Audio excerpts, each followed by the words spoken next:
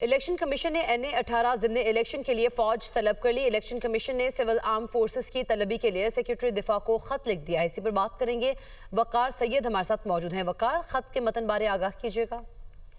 जी बिल्कुल, NA-18 हरिपुर में जो है वो ज़िमनी इंतखाब होने जा रहे हैं। इससे मुतालिक इलेक्शन कमीशन ने अहम इजलास भी किया। ताहम जो वज़ीर आला के रिमार्क से ज़िले इंतजामिया से मुतालिक, उसके बाद इलेक्शन कमीशन ने NA-18 हरिपुर में जो है पाक फौज की खिदमात जो है वो हासिल करने के लिए लेटर लिखा है, जिसमें उनकी जानिब से कहा गया कि सिविल आर्मेड फोर्सेस की तलबी जो है वो एक आईनी तकाजा है। वज़ीर आला की तकरीर से इंतखाबी अफसरान को धमकी और खौफ का माहौल जो है पैदा हुआ है। वज़ीर आला की जारहाना जुबान सरकारी अफसरान के काम में जो है वो रुकावट बन सकती है, जबकि इलेक्शन कमीशन ने वज़ीर आला के साथ जो साबिक अपोजिशन लीडर है उमर अयूब जो नायल करार दिए गए थे, उनकी मौजूदगी पर भी इतराज उठाया। उनकी जानिब से कहा गया कि मफरूर शख्स भी वज़ीर आला के साथ जलसे में जो है वो मौजूद था। वफाकी हुकूमत जो है वो फौरी तौर पर उनको एक्शन लेने की हिदायत की गई है, जबकि इंतखाबी अमले और अवाम की जान को खतरात का हादसा के बायस जो है वो फौज तलब की है।